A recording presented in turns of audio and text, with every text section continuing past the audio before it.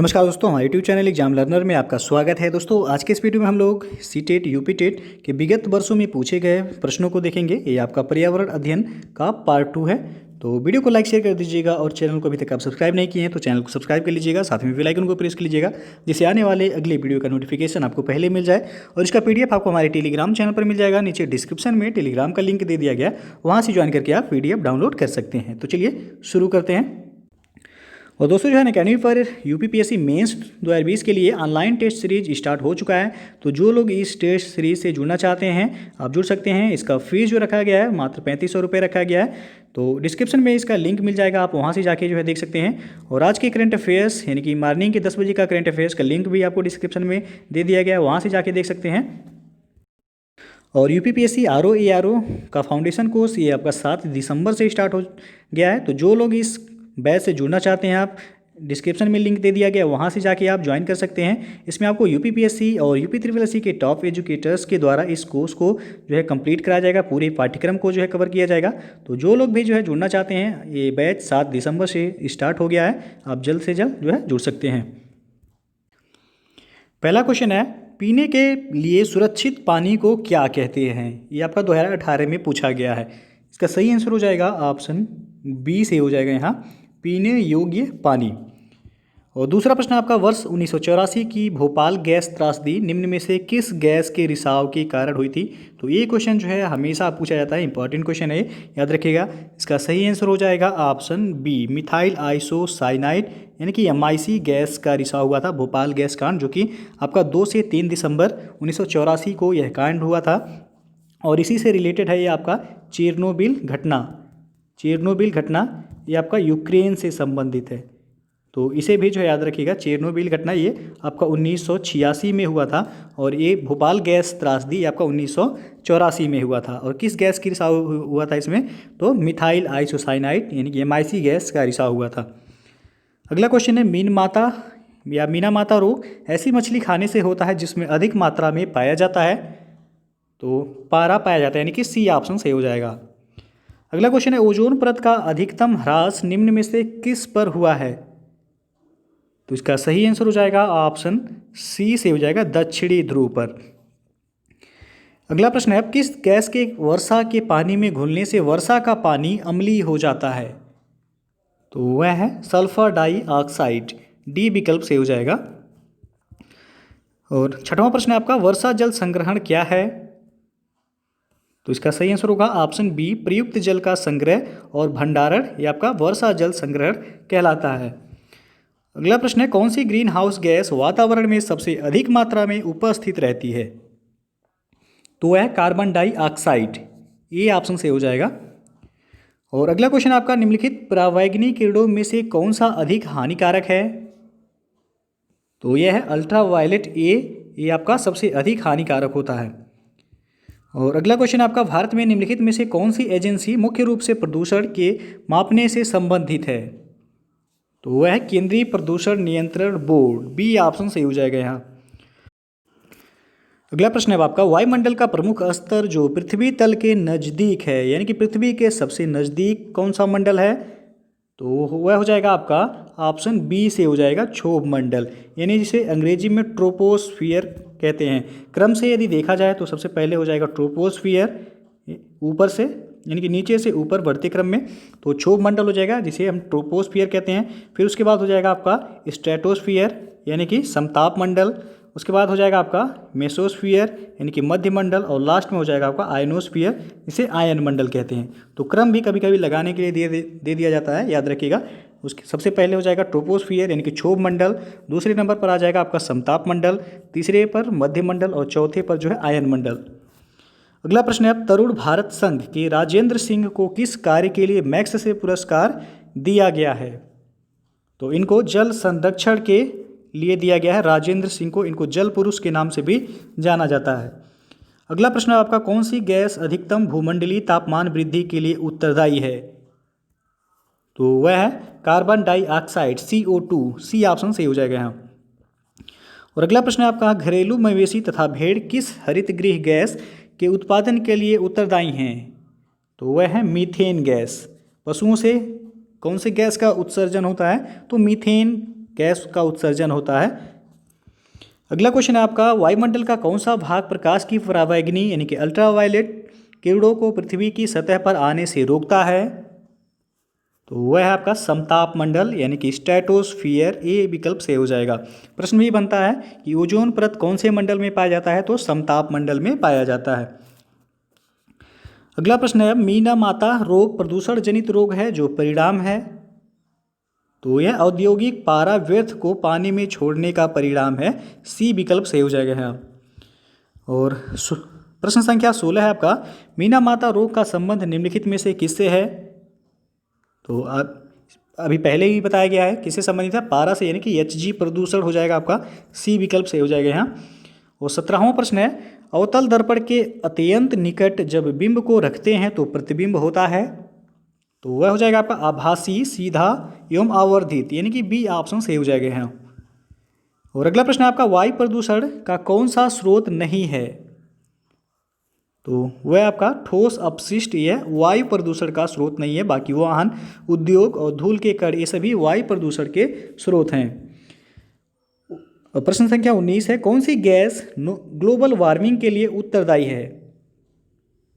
तो इसका सही आंसर होगा option C, carbon dioxide CO2। यह ग्लोबल वार्मिंग के लिए जो है उत्तरदायी है। और अगला प्रश्न है, भूमंडलीय तापन का कारण क्या है?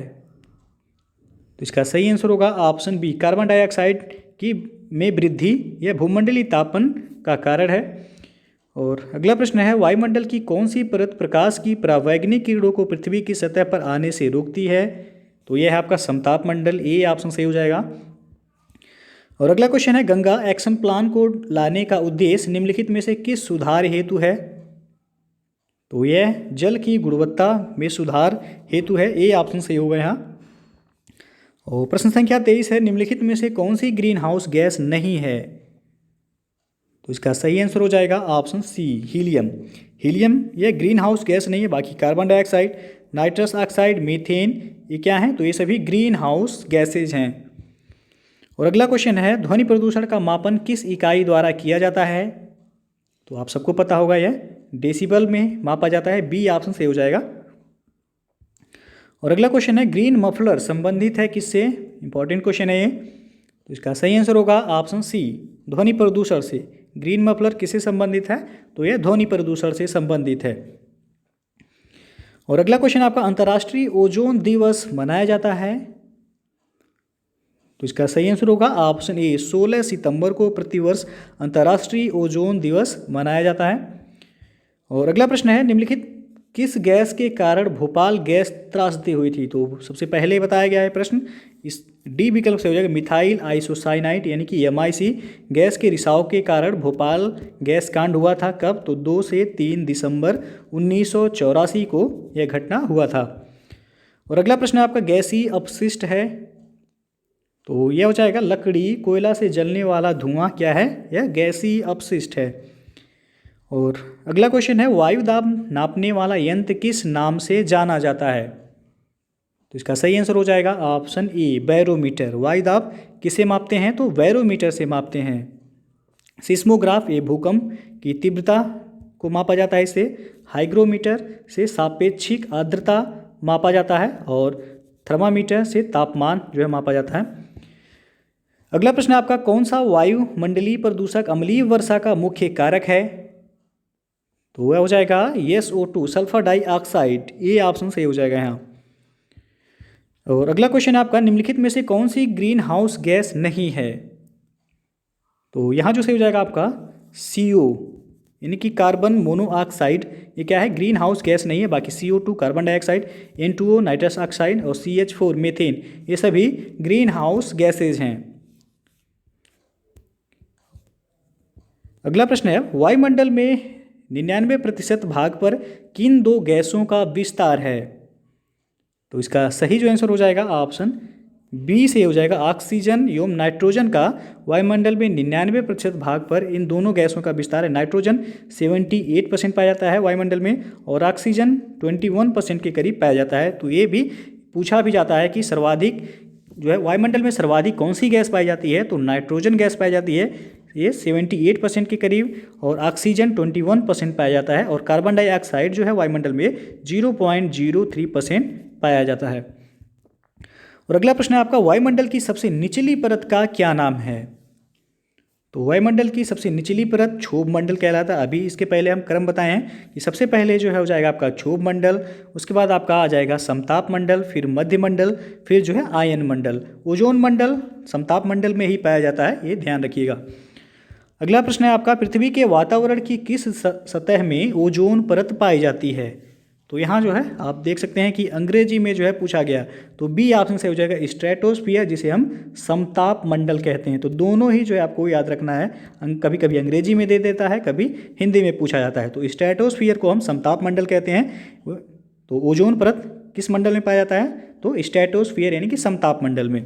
ट्रोपोस्फियर जिसे हम क्षोभ मंडल कहते हैं, इसमें आपका धूल भरी आंधी और जितने भी मौसमी घटनाएं होती हैं ये आपका क्षोभ मंडल यानी कि ट्रोपोस्फियर में होता है।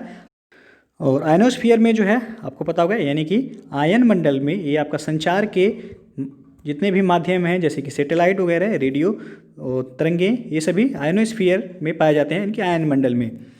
और अगला प्रश्न है आपका, इंद्रधनुष में रंगों का क्रम आपको बताना है, कौन सा सही होगा यहाँ? तो इसका जो सही आंसर हो जाएगा ऑप्शन डी जो है सही होगा यहाँ। बैगनी, नीला, जामुनी, नीला, फिर हरा, पीला, नारंगी और लाल, इसे हम जो है विवग्योर VIVGYOR के नाम से भी याद रख सकते हैं। वी से हो गया वायलेट, आई से हो गया इंडिगो, बी से हो जाएगा ब्लू, जी से हो जाएगा ग्रीन, वाई से येलो, ओ से हो जाएगा ऑरेंज और आर से हो जाएगा रेड। तो विवग्योर से आप याद रख सकते हैं, आपका डी विकल्प से हो जाएगा यहाँ। अगला प्रश्न है आपका, बंद कमरे में यदि कोई 3-4 घंटे के लिए कोयले की अंगीठी का प्रयोग करता है तो इसका खतरनाक प्रभाव होगा। तो यहाँ जो सही हो जाएगा आपका ऑप्शन सी से हो जाएगा, रक्त में कार्बन मोनोऑक्साइड यानी कि CO की मात्रा बढ़ जाएगी। और अगला प्रश्न है आपका, फ़ारेनहाइट पैमाने पर पानी का क्वथनांक कितने डिग्री सेल्सियस होता है? तो वह हो जाएगा आपका 212 डिग्री सेल्सियस, सी विकल्प से हो जाएगा यहाँ। अगला प्रश्न है, लोहे की छड़ को एक सिरे से गर्म करने पर उसका दूसरा सिरा भी गर्म हो जाता है, इस प्रकार के पदार्थ को कहते हैं? तो वह कहलाता है उष्मा का अच्छा सुचालक, यानी कि ए ऑप्शन सही होगा यहाँ। और अगला क्वेश्चन है, पृथ्वी का उष्मायन का अर्थ है? तो इसका सही आंसर हो जाएगा ऑप्शन ए, ग्रीन हाउस गैसों द्वारा पृथ्वी के तापमान में वृद्धि यह पृथ्वी का उष्मायन कहलाता है।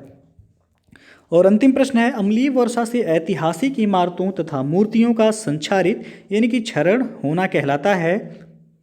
तो इसका सही आंसर होगा ऑप्शन बी, स्टोन लेप्रोसी कहलाता है, वह बी विकल्प सही हो जाएगा यहाँ।